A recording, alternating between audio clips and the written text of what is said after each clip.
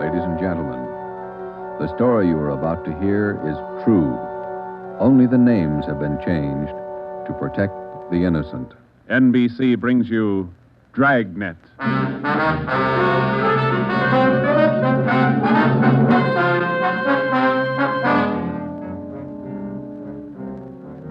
You're a detective sergeant. You're assigned to homicide. Somewhere in the tangled web of your city, there's a killer on the loose. A young woman has been brutally murdered. The weapon, a steel bludgeon. Your job is to get him. Dragnet, the documented drama of an actual crime, investigated and solved by the men who unrelentingly stand watch on the security of your home, your family, and your life. For the next 30 minutes, in cooperation with the Los Angeles Police Department, you will travel step by step on the side of the law through an actual case from official police files. From beginning to end, from crime to punishment. Dragnet is the story of your police force in action.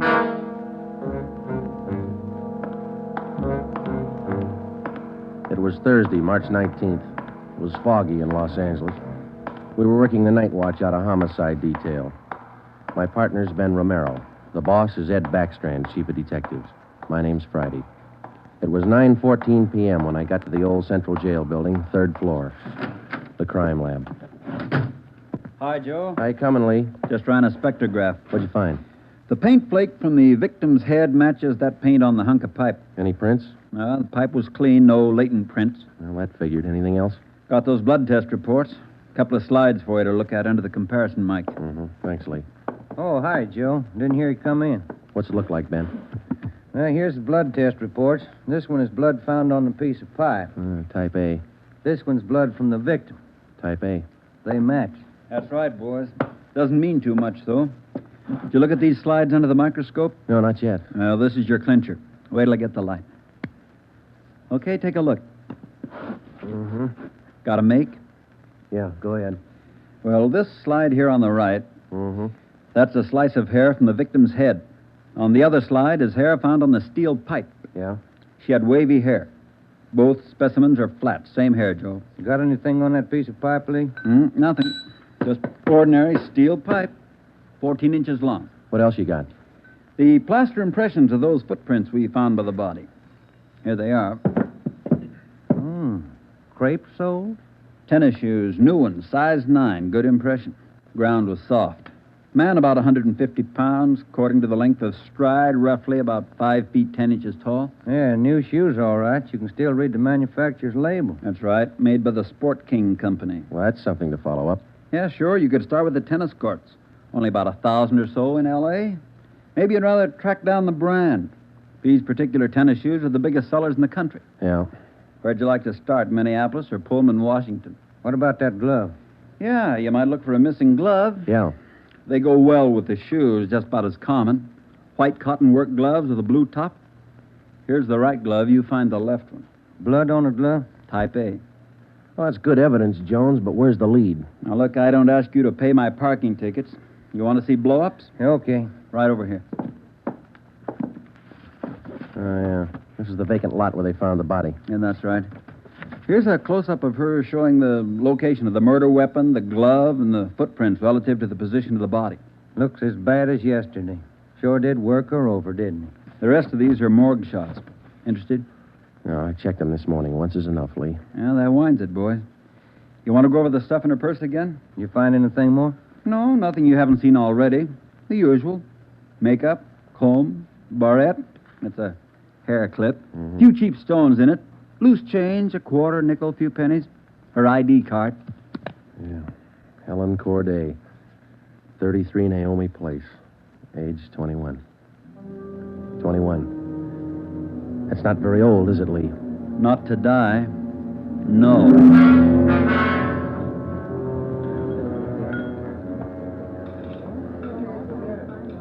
Helen Corday. Who could kill Helen Corday? Why? Why do you say that, Mr. Meyer? People kill for money. They kill for love. Helen Corday had none of these. No boyfriend? Not in here. No, she was a good worker.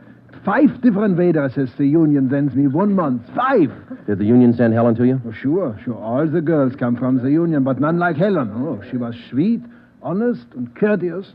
Mr. Meyer, did you know anything about her personal life? Only that she was a good worker. Everything else she took home with her from this place. Did she ever mention any men to you? Anyone at all? No gentleman, not one. No. How much money did she make here?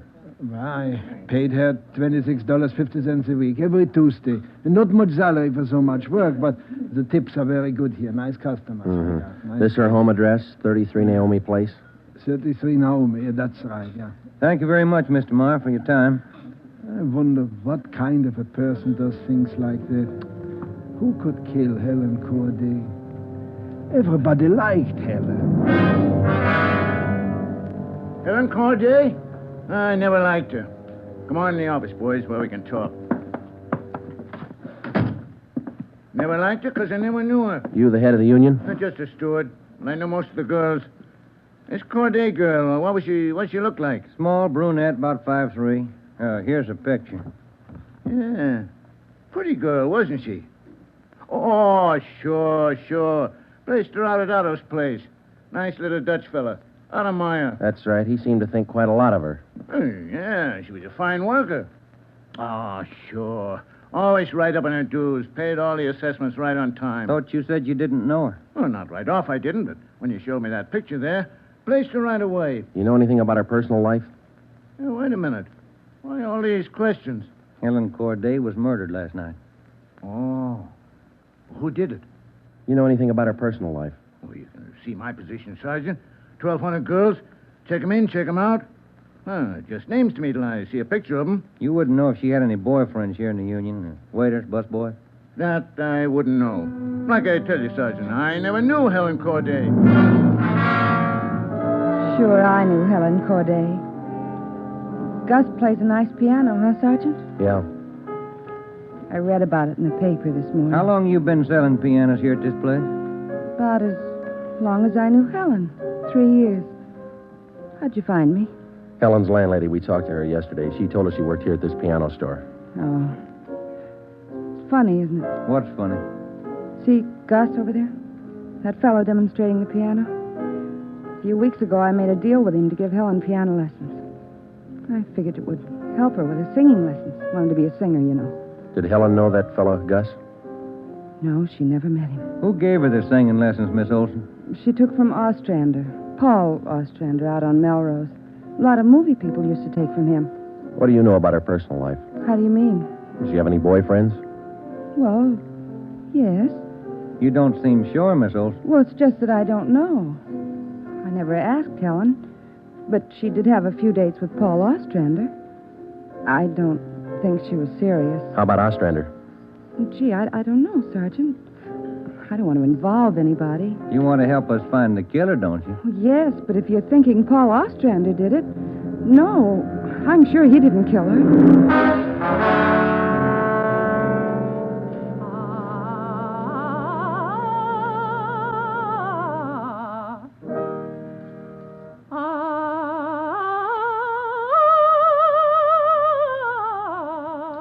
That's all for today, Victoria. No, gentlemen. I did not kill Helen Corday. You gave her singing lessons, Mr. Ostrander. You knew her pretty well? Yes, I gave her voice coaching for about 1.5 years. Helen showed a little promise. Not a great voice, a bad vibrato. You knew her pretty well? Why do you say that? Mr. Ostrander, didn't you used to take her out once in a while? No, I didn't know Helen socially at all. We know you had dates with her. That's not true. Only times I saw her was when she came here to the studio for lessons. You better tell the truth, Mr. Ostrander. We can prove that you've been out with her. Afraid of the publicity, is that it? Certainly that's it. I have a successful business here. I've spent years building it. Anything like this would ruin me. Then you have been out with her. Only a few times. Nothing serious. I had nothing to do with her murder. Now, that's the truth. Don't you know that withholding information about a thing like this can go kind of hard for you? Yes, I know that. What else could I do? Mr. Ostrander, somewhere in this city right now, there's a guy who beat a young girl to death. He crushed her skull with a piece of steel pipe. We need every bit of information we can get to track him down. I know that, Sergeant. You could have come to us. We wouldn't run to the newspapers with it. If the information's confidential, that's the way we treat it. Most of the time, it's the people who run to the newspapers first. Then they come to us. That's right, Mr. Ostrander. People are their own press agents. Sergeant, I'd like to know what right you have to invade my privacy and lecture me on my civic duty. All right, I'll tell you what right, Ostrander. We want the man who murdered Helen Corday. I got as much right as he had at 12:14 this morning. Come on, Joe. Yeah. Thanks, Mr. Ostrander. Sorry if I invaded your privacy.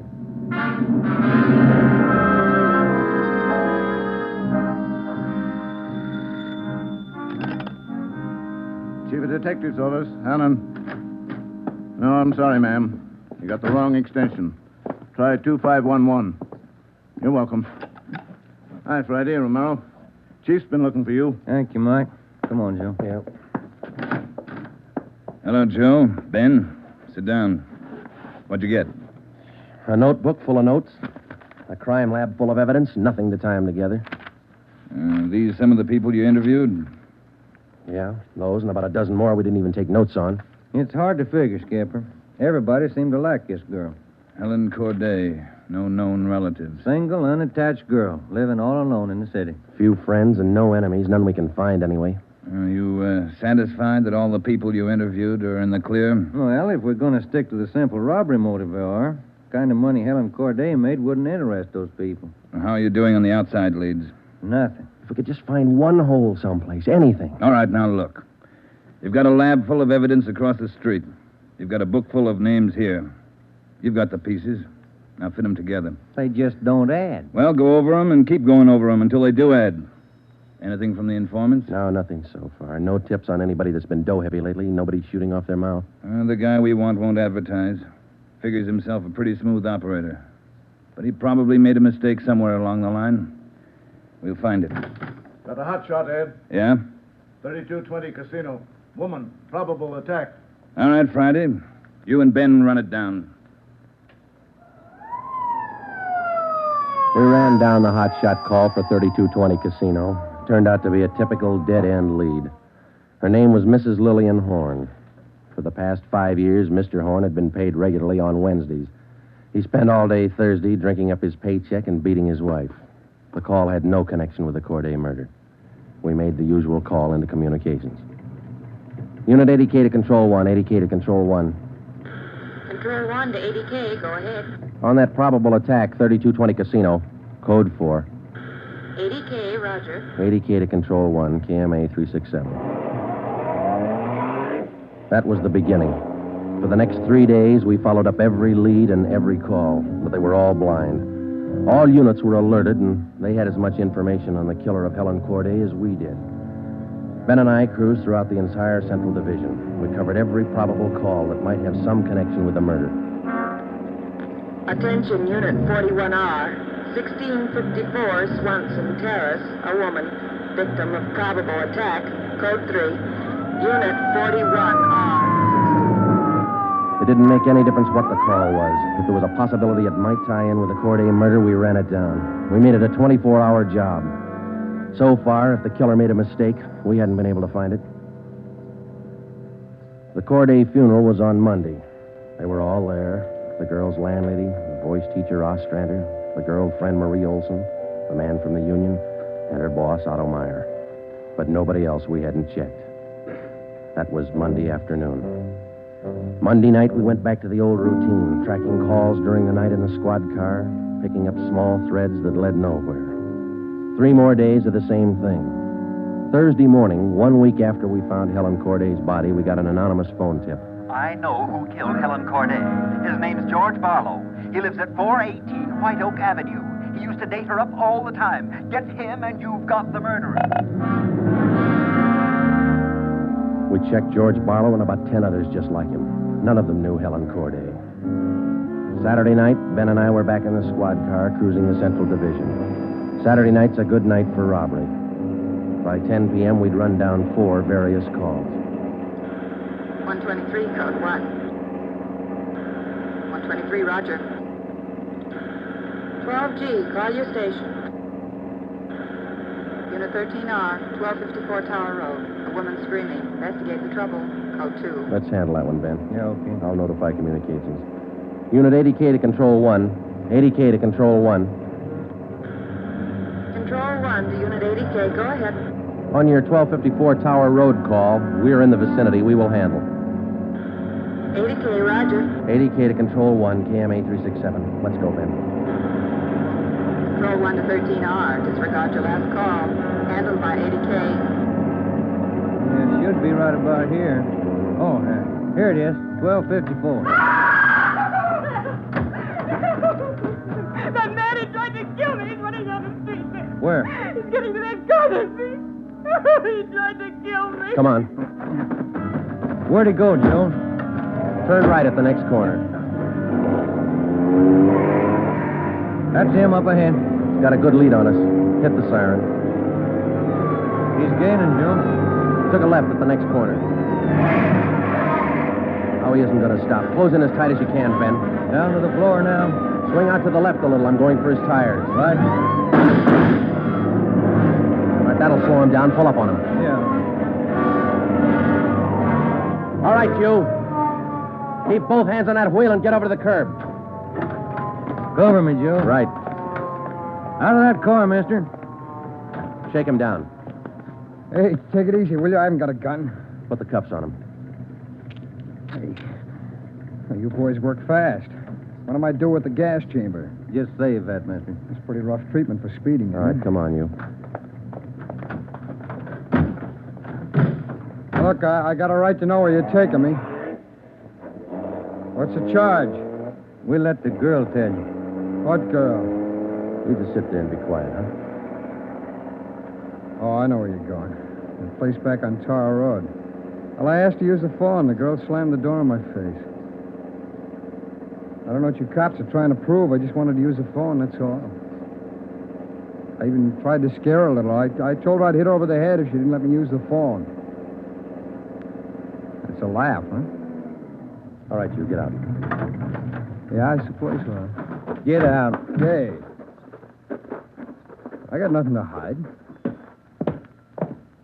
That little girl's gonna lie. You know that, don't you? Who's there?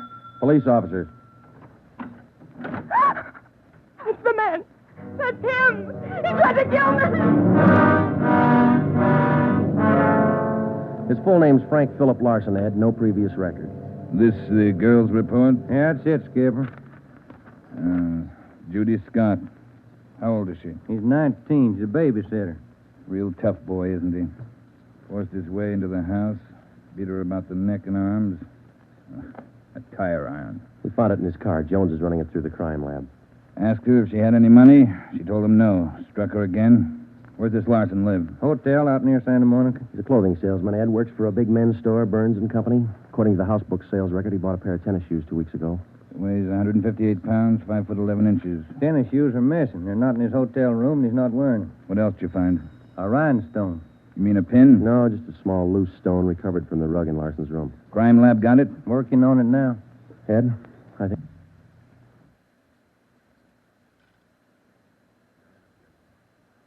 We got the man who killed Helen Corday. A few scraps of circumstantial evidence and a hunch. That's not much to go on. Larson had gone after the little Scott girl with a tire iron. Wasn't much of a tie-in, but we had to be sure. All that day, we checked Frank Larson's alibi for the night of Helen Corday's murder. We interviewed the personnel manager at Burns and Company where he worked. We talked to all the clerks who knew him, the manager of the hotel where he lived. We found out everything we could about Frank Larson. And that night at 10 o'clock, we had the prisoner brought to the interrogation room. How are you, Larson? Fine. Just fine. I like jail. Sit down. Lousy weather, been foggy all over town. I wouldn't know. I've been inside all day. How old are you, Larson? 31, same as the last time you asked me. Where'd you go to school? I didn't. I was born smart. You sell clothes, don't you, Larson? We know you work for Burns and Company. Remember, you told us. What is all this? What are you guys trying to build? Just want to know if you like selling clothes. That's all. What do you coppers know about clothes? One blue serge a year is your speed. You know quite a bit about clothes, don't you? I've been selling them for 5 years. Can you tell me something I've been wondering about? What's that? Are your socks and tie always supposed to match? That's what the style books say. Bet you always know the right things to wear, don't you? You wouldn't wear black shoes with a brown suit, would you? Is that what you're keeping me here for? Stylism? Oh, would you? Would you wear black shoes with a brown suit? Most people wouldn't. Bet you wouldn't wear brown shoes with a tuxedo either. I've been smoking too much. You got a glass of water? Oh, yeah, sure.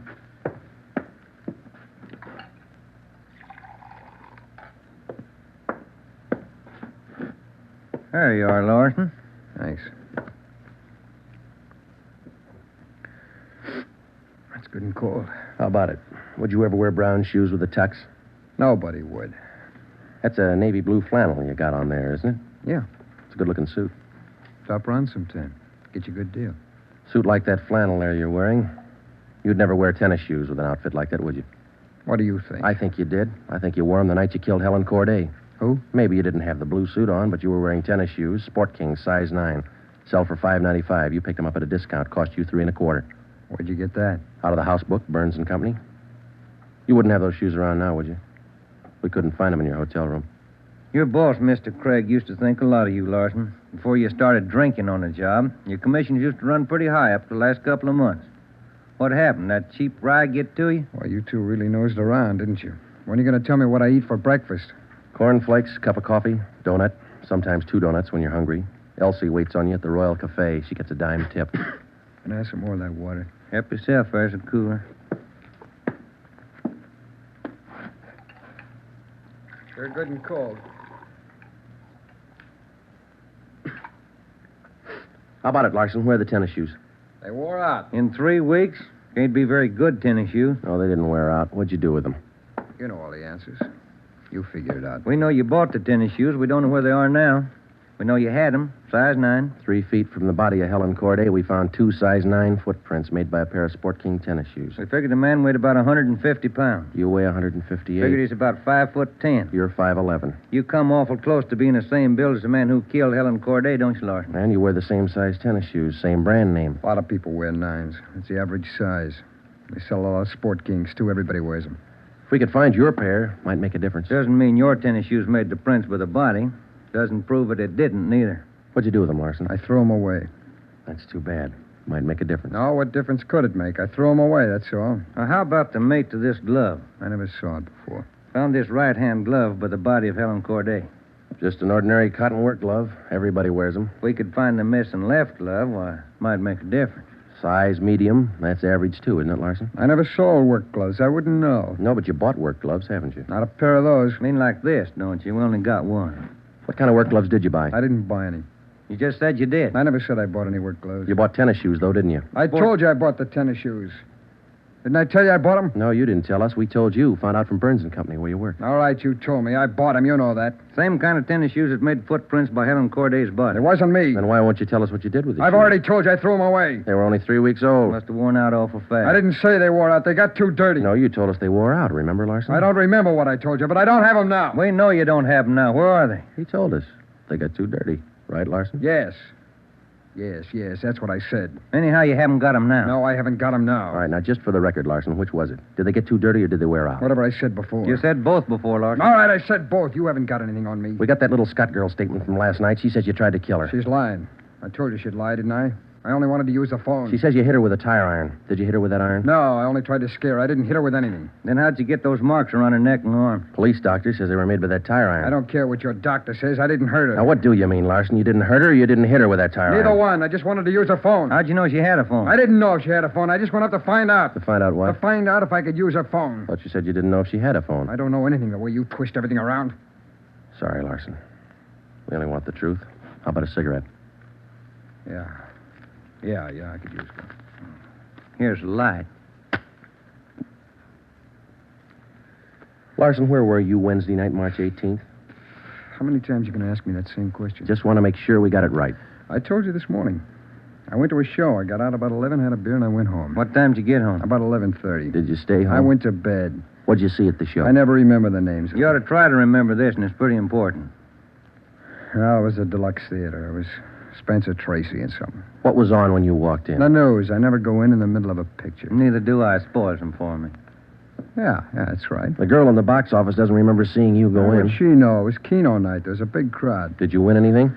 I never do. Anybody hit the jackpot? I don't remember. They give away a lot of money at those neighborhood theaters. I always remember who hits the jackpot. Well, all right, you do. I don't. Do you remember if anybody won the jackpot? I told you, no. Did they have a jackpot at that show? I guess they do. I don't know. You know it was Keno night. You should know if I had a jackpot. Maybe they had a jackpot. I don't know. I went out for a smoke.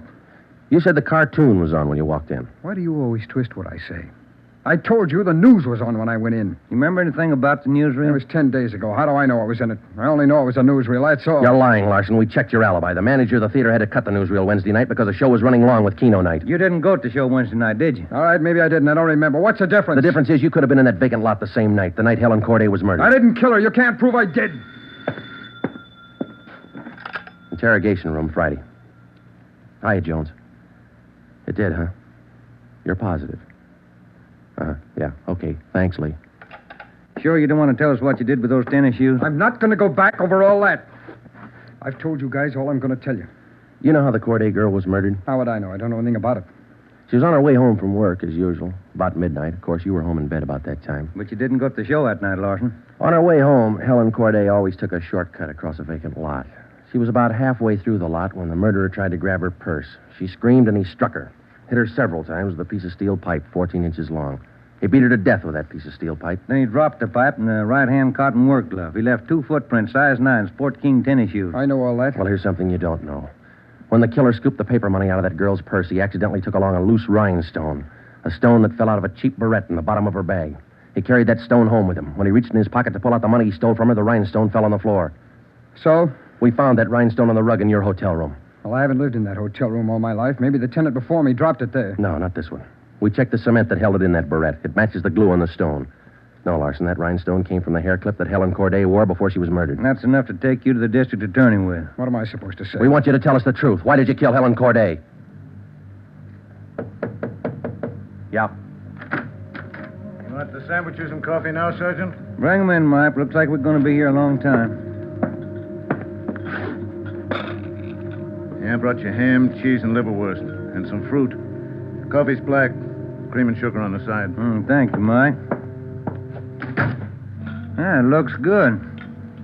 What kinds you want, Larson? Ham, cheese, or liverwurst? Oh, you're not hungry? Okay. Sandwich, Joe? No, thanks. I think I'll have an apple, huh? Yeah. Okay. I fixed you a plate there, Larson. Coffee's right here. It's a fine apple. Nice and fresh. This a Washington apple? Yeah, I don't know. Is that coffee hot enough? No, it's fine. Where'd Mike pick these up? Well, across the street. Eddie's? Yeah, Oh, it tastes good. Well, drink your coffee anyway, Larson. It's getting cold. All right! I didn't want to kill her. She screamed and I hit her. All I wanted was her purse. That's all I wanted. She wouldn't give to me. She had to fight back, so I hit her. I didn't want to kill her. All she had to do was give me the purse, and I wouldn't have hurt her. I was drinking, and I didn't know what I was doing. I was drunk. I didn't mean to kill her. I didn't mean to kill her. Mike. Yeah, Joe? Stay with him. We'll call the stenographer.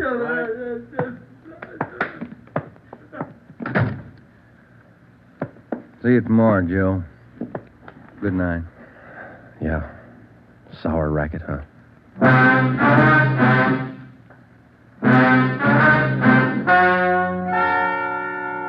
The story you have just heard is true. Only the names were changed to protect the innocent. Frank Philip Larson was tried and convicted of murder in the first degree. He was executed in the lethal gas chamber at the state penitentiary.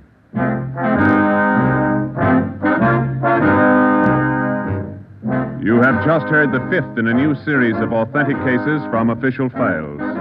Technical advice for Dragnet is furnished by the Los Angeles Police Department. Tonight's program is dedicated to Police Officer Charles A. Brady of the Chicago, Illinois Police Department, who on the night of September 2nd, 1945, gave his life so that yours might be more secure.